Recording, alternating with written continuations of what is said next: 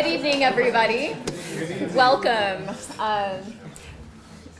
Welcome this evening to our first World Christianity Lecture of the year. This is the Robin Elizabeth Pascal World Christianity Lecture Series, endowed by Robin and Nancy Wainwright. The series is intended to foster understanding of and engagement with the church around the world. And so that's the opportunity we have this evening. Tonight's speaker comes to us from the historic heartland of the church. He grew up in Nazareth, Jesus' hometown. He earned his bachelor's degree in theology in Bethlehem, where Jesus was born. So he really has some good ties to the historic church in Israel and Palestine. Our speaker is Azar Ajaj. He has been a long-time pastor in the Baptist Church in Nazareth. He worked for many years as the head of the Fellowship of Christian Students in Israel, which is part of the International Fellowship of Evangelical Students. And so he has a long experience of ministry in the land with students, with adults, with children. He holds a Master's of Theology from the International Baptist Theological Seminary in Prague. He's currently finishing his doctorate at Spurgeon's College in London to support his work as president of Nazareth Evangelical Theological Seminary, which is the position he holds now. He's a scholar of the history of the church in Israel and Palestine. He has particular interests in the ways that Christian identity and evangelism has been shaped by the political situations through the years. And the story of Protestant missions in the Holy Land as well is part of his work and research. As a leader of the church, Azar has been involved with the shaping of Christian identity and mission in modern-day Israel and Palestine, including issues of Muslim-Christian relations, relations between different parts of the church as well, so Catholic, Orthodox, Messianic Jewish, Protestant, Evangelical, and how these groups can come together and somehow be the church together in a land with a lot of conflict between different groups. I'm sure we're all aware of the violence and conflict in Israel and Palestine, examples from this past summer that have been part of a long history of violence in the region. What we are not always as aware of is the place of the church in the midst of violence and conflict in the Holy Land in Israel and Palestine. Azar will be sharing his experience as a Christian in the Holy Land with us, telling us about how the church functions and how the church can and should be at work in a land of conflict and violence. So please welcome Azar this evening.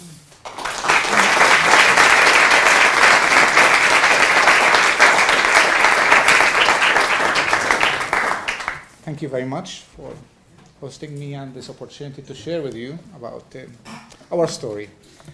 And just to continue to introduce myself, and I'm very careful when I introduce myself when I'm traveling because I get tired sometimes and mix things up. Always try to remember if I have one wife and three boys or three wives and one boy, you know, just to make the right things. And you need to guess what now? You're laughing, you're thinking that I have one wife and three boys. No, I'm surprising you, it's true. Yes, I have one wife. My boys are 21, 17, and 14, and my wife is a Bible teacher in school in Nazareth. She's from Bethlehem. Not that I only studied at Bethlehem. I grew up in Nazareth, but my wife grew up in Bethlehem. And I'd like to start, since I'm speaking about my wife, with a small story that happened to me during my honeymoon 22 years ago. I was in Greece, and we went to the sea to rent a boat to go out, small boat. And the man there asked me, where you're from? From Israel, I said. So he looked at me and said, oh, you're a Jew. And I said, no. So he was staring at me, waiting to hear. I said, I'm an Arab. He said, you're a Muslim. I said, no. So he was really puzzled, you know, and just waiting. He said, then what? I said, I'm a Christian. And he said, man, you confused me. And he might be confused with this. He wasn't confused with the price of the boat, you know. He just, but it's sometimes we confuse people, and probably tomorrow at chapel I'll be sharing a little bit about our percentage as Arabs and Christians in Israel. Israel has 20% Arabs, Arab population. 10% of Israel has 8 million population. 10% of them, 20% of them are Arabs, which is 1.6 million, and 10% of the Arabs are Christians. And when you say Christian in Israel, it doesn't mean Christian the same terminology that you use in the States. Christian means that those who are not Muslims and are not Jews. You might meet someone down the street in Nazareth and ask him, what your religion? You say Christian, and you say, which church you go to? And he will say, church, I'm an atheist Christian. So the word Christian here does mean a different way. So that also the believing Christian or the evangelical Christian among the Arabs, they are probably up to 5,000. So we're a minority in a minority in a minority. Well, I'm not a politician, and I'm not going to speak about politics. I have my opinions, but I'm not a politician. But I want to speak about the story of the land. I want to share with you our story. And it's a lot of details happening It's a young country with a lot of things happening, only 60 years. And so I want to choose only the last 2 or 3 months, what happened and how that is affecting the relation. We can see the picture of this country only with what happened in the last 3 months. The land of Israel is known as a land of that flooding with milk and honey. I want to take you with a journey to this land that flooding with milk and honey and see how does that look there. I want to start with a war that happened recently in Gaza, 50 days war that took place between Israel and the Palestinians who live in Gaza, and move on to see how that war is affecting or how this war is affecting other groups of people also inside the country. For those who are not very well aware of what happened, only a few months ago, on the 12th of June, 2014, 3 settlers, teenagers, were hitchhiking and they were kidnapped in the West Bank. Israel accused Hamas. Hamas is the Palestinian, Islamic Palestinian group that ruling in Gaza and has an influence in other parts of the West Bank. They accused Hamas by this kidnapping and start a military kind of small operation inside the West Bank and arrested about 400 people of Hamas people in the West Bank, and others also were killed. So we're looking at this situation, and it was a tragedy situation there. But before knowing that these three boys were killed, 400 were arrested, few were killed, and sadly, a few weeks after that, these 3 boys were found killed near Hebron.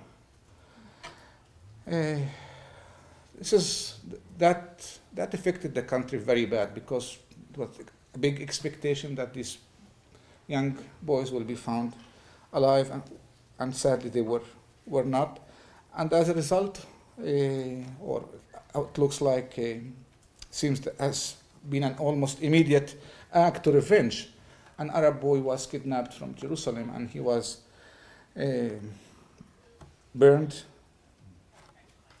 and dead, and that raised the tension in that situation. As a result, probably many of you were following this. As a result, all this tension, a war that Israel called Operation Protective Edge started, and between the two sides of the people And this was a very sad situation. Since since this operation started on the 8th of July, 15,000 homes were destroyed in Gaza. 2,000 people were killed. Most of them are civilians. And 71 Israeli, most of them are soldiers. That means that in their young age, between 20 to 25, were killed also. A major crisis in the tourism in Israel and the industry and other businesses. Add to that the suffering of thousands of people from both sides. So this kind of small war just brought a lot of destruction, and and a lot of tension in the country for almost 50 days. And I was asking this question. I asked this not in my mind. I just wrote some short article about it, that I was questioning and looking at this war and asking what this stupid, I would call it, and painful war will it achieve anything that other wars did not achieve? It's just it was very sad to see that all what we're facing in our area, that it's a war after a war after a war, and with all these wars, nothing is achieved. All what's happening is repeating. More people are killed, more people are injured, more people are suffering, and without real solution happening. And the question that I was asking myself, and also was challenging others, isn't there any other way to resolve this situation? Isn't there any way to resolve this endless conflict that is going on and causing the suffering of many Palestinians and also many Israelis? This war was a tough war, although it is not of the biggest war that happened or took place in the Israeli-Palestinian conflict or the Arab-Israeli conflict. The other wars were more destructive than this, but this war left a bad feeling and a bad relation and bad impression on the lives of the people who are living in that area. 50 days of destruction and death and wounds took place in our area, and now, in the end, people are sitting around the table and trying to solve this in a peaceful way. So, why they did not do that from the beginning? This is a good question that we need to think about, and I will look at it. So this is, when I meet many people or several people here in the States or somewhere else, they always have asked this question: is there any solution for this? And many of these people are very pessimistic. They said there's no solution, just only when God comes back there's a solution. And we also, as citizens in the country, do have these feelings that there's no solution for this tension this conflict is going on and on. I was born in 1966, and during my lifetime, the country passed through 7 wars. If I go back and look at my father's life, is the country that passed through almost 10 wars. So it's going on and on and on. And many people are asking, what is the solution? So you're welcome to the land of flooding with milk and honey. It's a challenge. Is it true a land of milk and honey, or it's a land that's flooding with death and wants? It's a black picture, and I want to take you to another black picture, dark picture too. And not to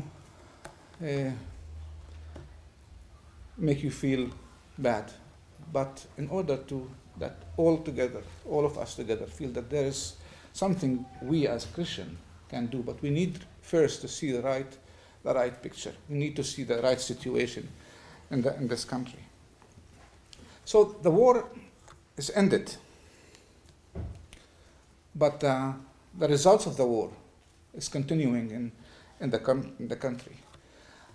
There's several areas I can look at, but I want to look at about the tension that this war created between its citizens, between the Israeli Arab citizens and the Jewish Israeli citizens, and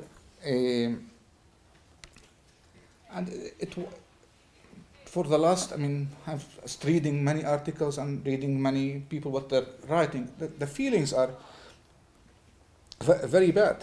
You know, these acts of violence that caused serious polarization and tension between the Jewish majority, who are most of them were supportive of the war, and the Arab minority, who are most of them against the war. Not that they were supporting Hamas, but most of the Arabs thought that there's another way to solve the problem. Most of the Jews were believed before the war. Now they changing their minds even because the war did not achieve anything military-wise. But this caused a great tension between the Arab and the Jewish majority. Among the Arab population, there was kind of feeling or increasing fear that racism is going to be something that they will has to face it, discrimination against them. These feelings were very well expressed by a young student that I know very well.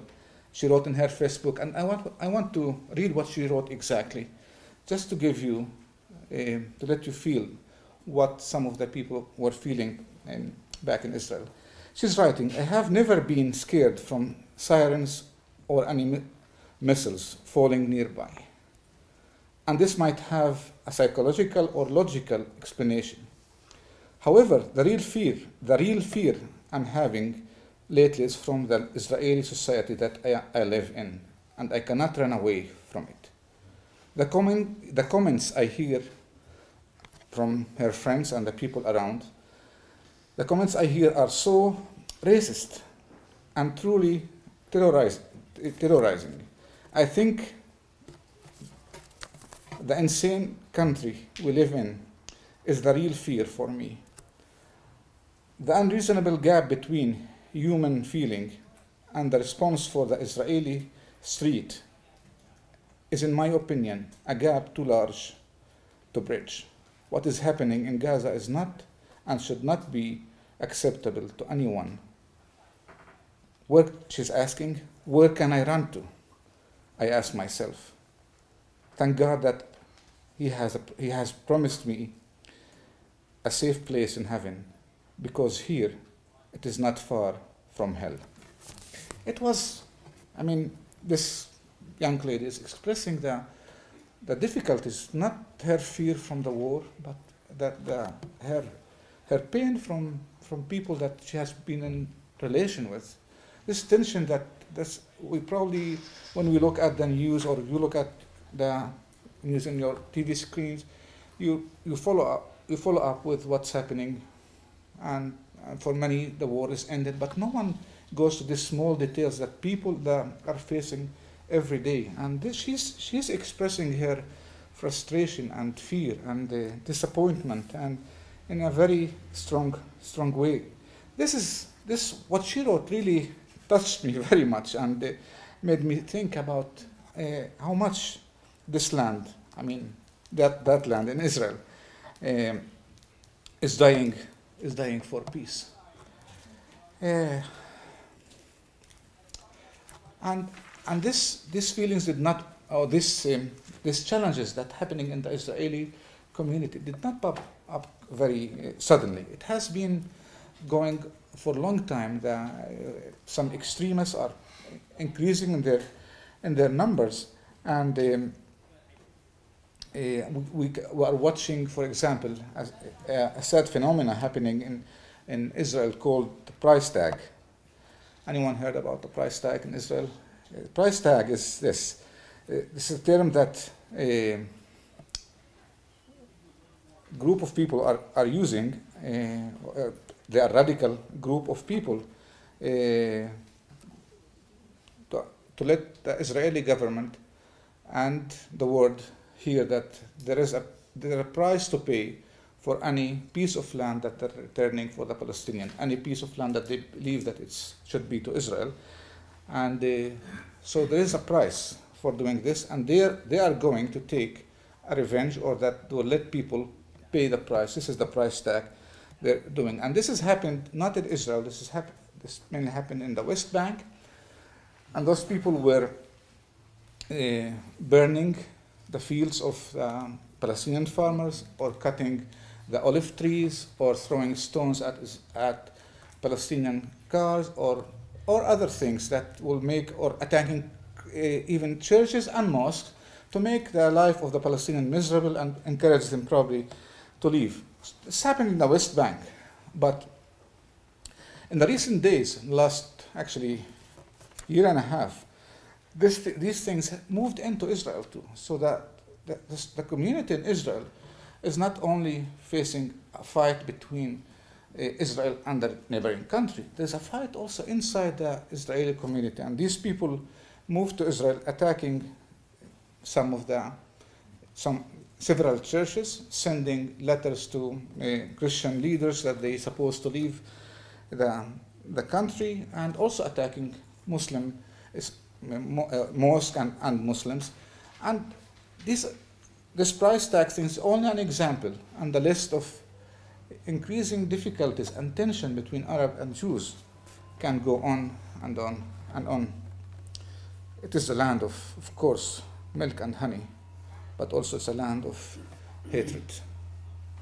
So what we've seen, through all these wars, it's not only a tension between two countries, it's something radical happening inside the community, inside the Israeli community. And there is that's influencing many people. Many things that there's a big number of Palestinians are immigrating from their homeland, which is true, but it wasn't true for the Israeli Arabs, or the Palestinian Israeli, if you want to confuse a little bit. We didn't have this happening very much. But lately, people are thinking of leaving this country because it's not anymore a good place to live at. And if that is not enough, the tension between the political tension or the social tension between the Arabs and Jews, we're lately witnessing, since probably last 20 years, a growing tension between radical Muslims and Christians. Well, that's many people try to relate that to specific times and I don't want to go to these details, but the Middle East is witnessing a serious crisis in the relation of Muslims and Christians. You're all aware of this growth of ISIS and Al Qaeda groups in the Middle East, and this ideology is reflected on a Christian-Muslim relation, and it's difficult even to explain it. Why it's happening right now? What the source of these things? But the truth is that what is making people think or worry is not the reasons. The fact that this does exist. Praise God, we don't have these groups officially in Israel, and all that is happening in the neighboring country.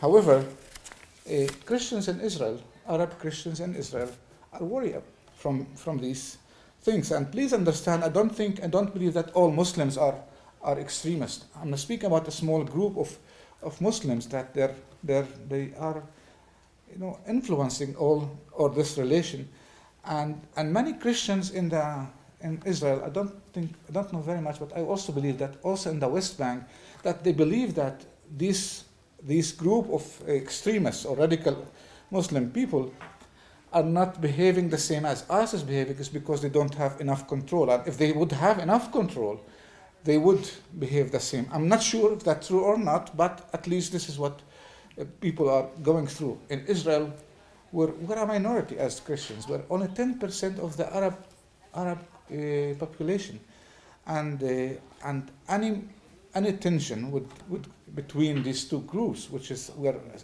this small minority of Christians, 2% actually of the whole country, 10% of the Muslims, would make many people think, what I'm doing here isn't better for me to go to a place where I'm be respected, have dignity, I'm not threatened because of my beliefs.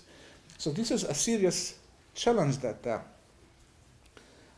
Arab Christians facing in Israel and Palestine in the recent days. We don't know the exact outcome because we don't have these groups controlling that area so far, and I hope that they will not.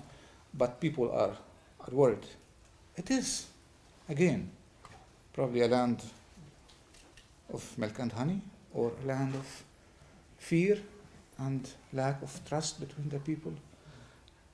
It's challenging. You know, when we think about Israel, for many of the people, it's a dream country, the place that they would like to go and see, and many go to the country there, and they really enjoy what they see, because they look at kind of the dead stones, let me see, the history only, but they don't look at the situation of the people, and they don't understand exactly what's happening in that country.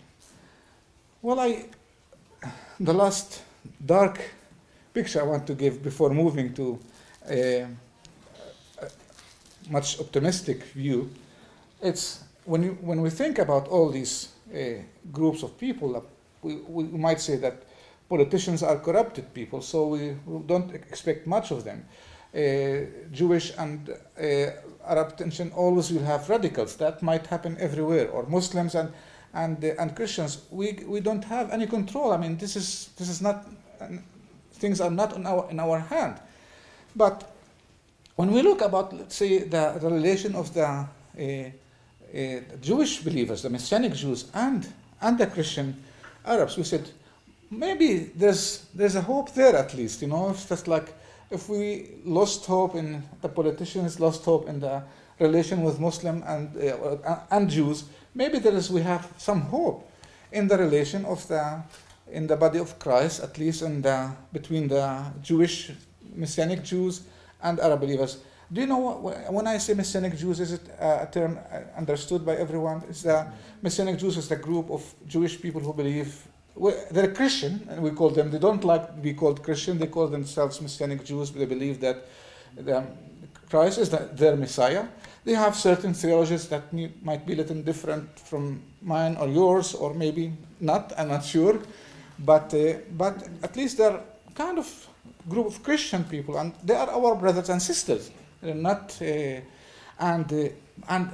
I've spent many years of my life in the relation with Messianic Jews, and there's all what I'm seeing. It's more the tension is growing and growing, and even with the last war, the relation was. And I just got an email this morning from a friend that is a Jewish, asking, "Can we meet and give me a date?" Because he said the tension between us is getting very high, and we need to very quickly sit together as leaders and speak about solution, or after the war of Gaza, especially speaking about this war. So so if we look at these people, we said, okay, at least there would be a group of people that we can build a relation, and as a Christian, we can reflect to the world around us our hope. But let me read another quote for you from research I've done lately about the relation of Messianic Jews and Christian Arabs. Messianic Jews, all of them, they're very Zionist. And although they might have the same theology about salvation, about other things, but with the eschatology and when it comes to the state of Israel, they're very united around them. And this one Arab pastor is answering me about what he thinks about the Messianic Jews, and that I would think that our relation with them should be a kind of hope for the community. Unfortunately, it's not now even.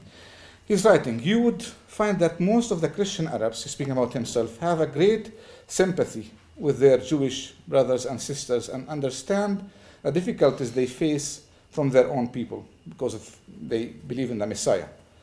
They even understand, the Arabs, their position concerning the issue of the land. Saying, we understand for them as Jews, being Jews, their position concerning the land. Yet, the Jewish side does not manifest the same level of understanding. It is true that in various aspects they share a similar faith with the Christian Arabs. However, this shared faith disappears when it comes to the issue of the land and the state of Israel. There is no understanding directed towards a people who have their own story, the Palestinians, a story which the Messianics do not like to hear. There is no sympathy for a nation, much of which was exiled from its own land and lost its freedom to live in dignity. This story is not over yet, and the wounds are still open. I feel very sad when I find that my Jewish brothers value the land more than the human being. And despite their faith in Christ and their love for their Arab neighbors or brothers, it seems that they might love them or love us more if we would leave the country, since this place is meant to be only for the Jews. Well, I'm not saying that this is the reality, but I'm saying what people feel. Some of the Jews, Messianic Jews, will say, we're not like this. And I shared this with Messianic Jews, and we're discussing it. But anyway, this is the feeling that there's another tension that even you do have problems with from outside, but you also have problem with inside. And again, this is the land of milk and honey that we want to see. Actually, for us who are living there, it's a land of ashes. It's difficult. And I can't stop here. I really can't stop here. And many people would stop here and say, this is our situation. We don't know what to do. But out of my Christian conviction, I cannot stop here. I cannot stop here. Because I believe that there is a role for the church in this miserable and dark situation. I think that the church, and I don't speak only about the church in the land, I speak about the church in the land and in the world, has a role in what's going on in this difficult part of the land. And the question Christians should ask is how should we respond? This is the situation. It's difficult. And also, I only brought one picture that's happening lately, and did not go through all the difficulties that all the people facing, whether Jews or Arabs. But how should we respond to this violence that's happening, the hatred that's going on even between brothers and sisters sometimes? The question I'm asking must not be ignored. We should think about this question. What is our role as a body of Christ to this situation? Although the war is behind us right now, but I believe that the results still, as I shared with you, they are very, very painful results. So, thinking about the role of the church, I would have two areas to cover, and I'll try to finish it and then allow more questions from you. I think there's two parts of the church. The first one is the church in the land. And the question would be, what is our, I speak about my people, role as evangelical minority in Israel in the face of such circumstances? What is the role of this church in front of these difficulties and this in front of this dark picture? You know what? As an evangelical in Israel, evangelicals in Israel, they're a first generation group. You know, we're speaking about only the first or second generation in the land, and we're still learning how to do things. But we've been brought up by the missionaries that we should not be involved in any political or worldly acts. We should only think about how can we make our church look better and serve God inside the walls. We shouldn't think very much outside of the walls of the church. So even asking this question in our context for my people, that would make many people feel uneasy only from hearing this question. The truth is, I'm struggling with it because I grew up with this kind of situation where we are not allowed, we're not encouraged, where our citizenship is in heaven. Don't think about your citizenship here. It's just, this world is corrupt, and you don't have to be involved much in it because you cannot do much. So we should think about the world.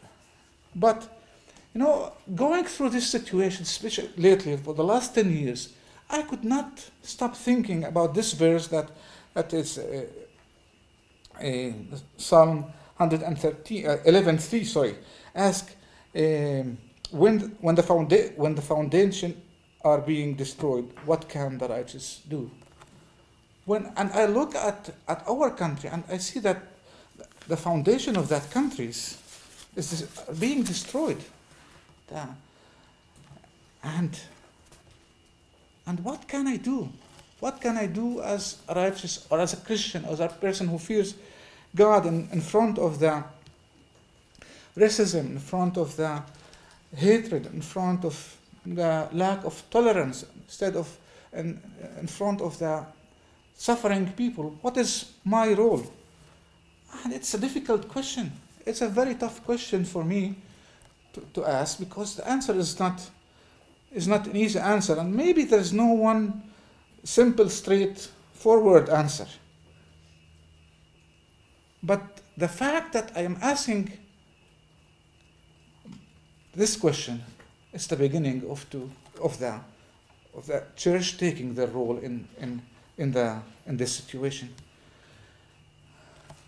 The church is what I believe our church, and we're called to have a prophetic role, a prophetic voice in the society. Because of that, I believe that we are very important in what is going right now in the middle of this in our land. Actually, what I believe that we are not only important, I think that church is the hope of this land in this difficult situation. And although I don't have a direct question, I do have some ideas of what we can do as a church. I don't have a direct question, but I think that we should, and I'm taking the responsibility on myself here, that we should be seeking God of what is our role, what can we do in this situation.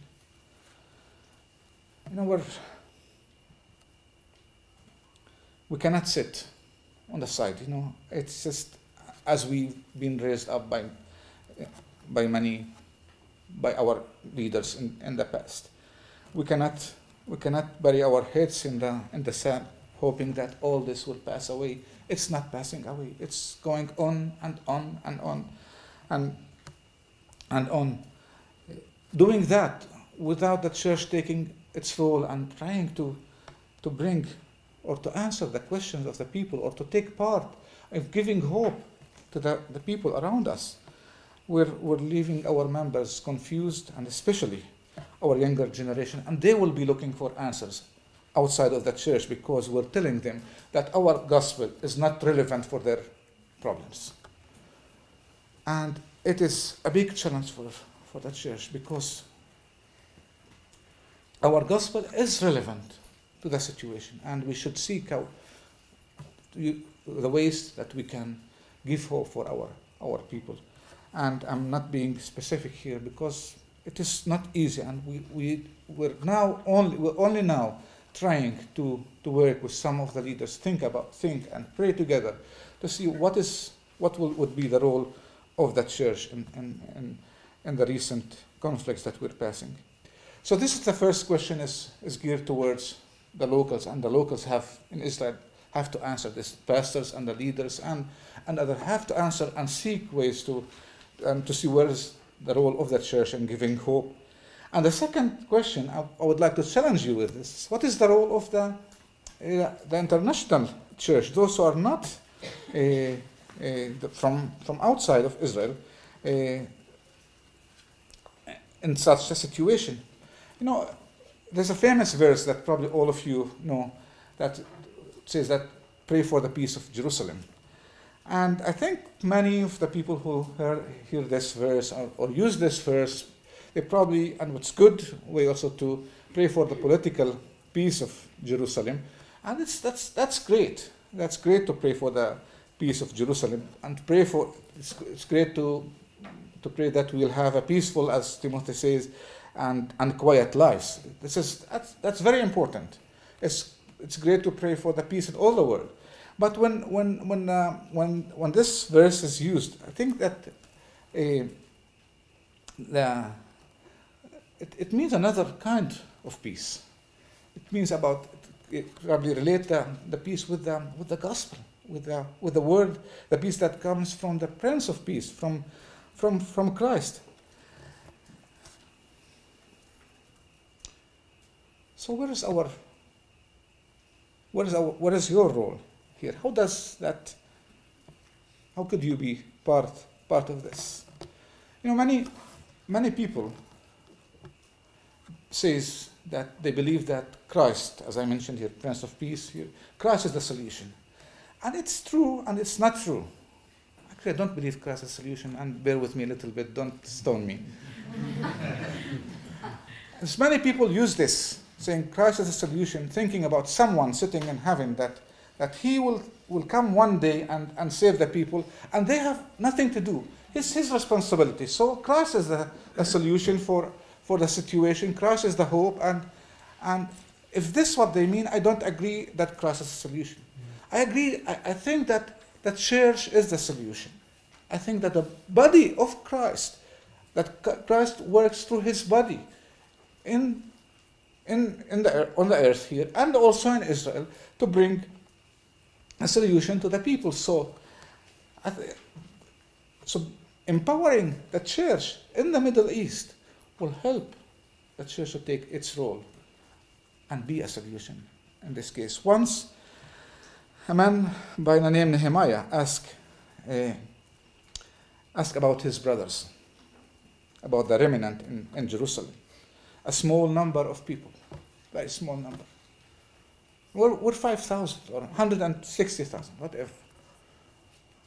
And we're probably the size of 10 mega churches in your country here. Only 10 mega churches, or maybe less. Nehemiah asked about his brothers. Now Nehemiah was in a very good position. He was the cupbearer of the king, which is a very high position in the kingdom. He did not lack money or anything. But he cared for the people of God. Although they were very small, a remnant of the people, a group of powerless minority in an area of struggles and fights. In fact, by his question, actually his question was not the end. His question was the beginning of a process that God was using. So if you want to ask about the situation in the Middle East, sincerely, this question should not be the end. What you're listening from me here should not be the end. It should be the beginning of you seeking how can you help this small church, this small group in the Middle East to take its role in God's kingdom. And this church is not strange from you.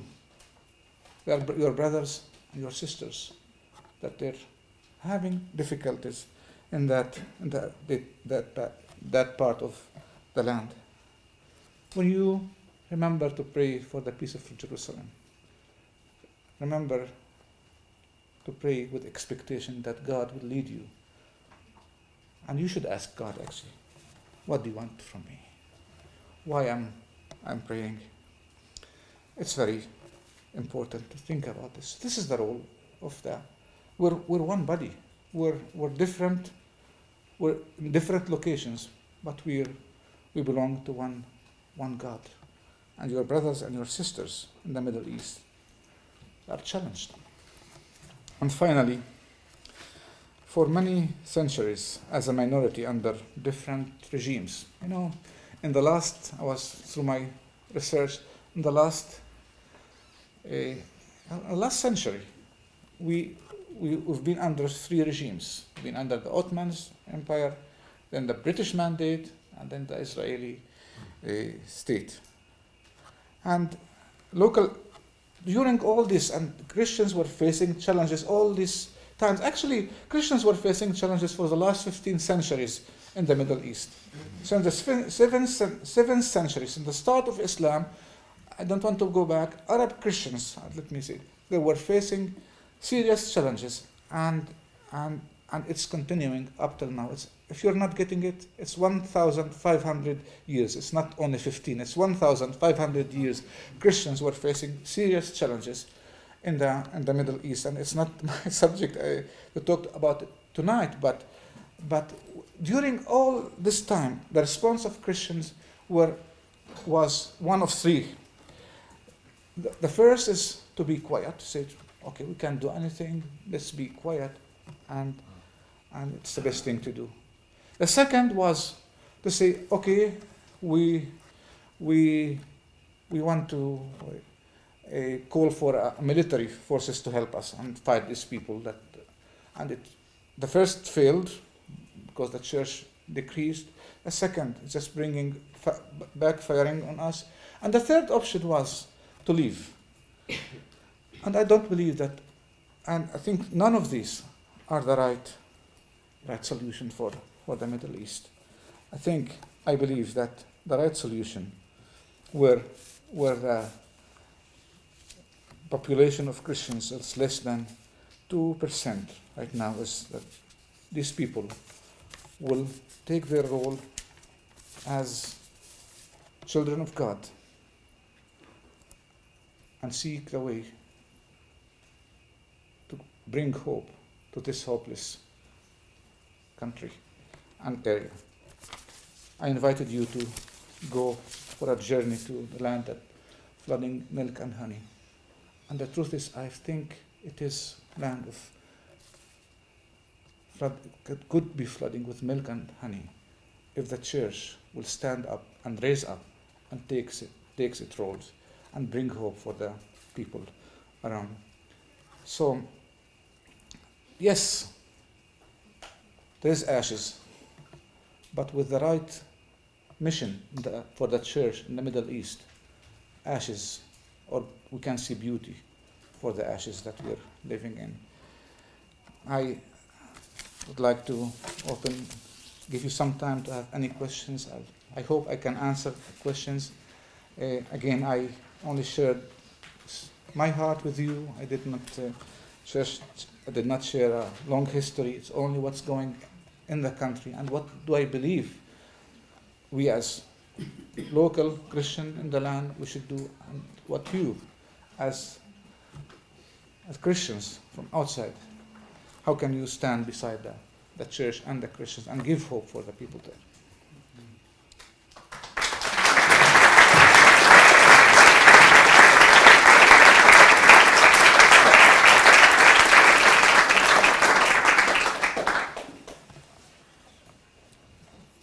Should I run?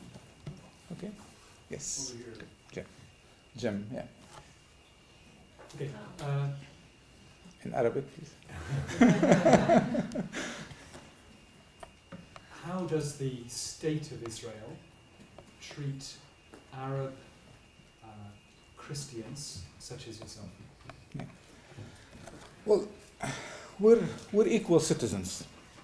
So we're citizens of Israel, and according to the constitution, we're equal citizens, and as the Jews and as the Muslims, and we have the freedom of worship. Lately, Israel is working very hard to to convince the Israeli Arab that they are different group than the Muslims, so they should be more loyal to the country. And this is reflected by some laws that they are trying to bring in the government, but mainly by convincing the Israeli Arabs to join the army. Arab Israeli are not required to join the army, and Arabs don't want to join the army not because they're against the country, but because they think that first Israel should have a solution with the Palestinians, which is their brothers and sisters. And so Israel is treating us in a way or another the same as the Muslims, but they're trying lately to bring a division inside the Arab community. However, as Arabs in general, we're second or third class citizens, not by the law, but by the practice of that. So this is, as evangelicals, we're facing some challenges because we are not recognized as a denomination in the country. That has a reflection on marriages and funerals and things like that.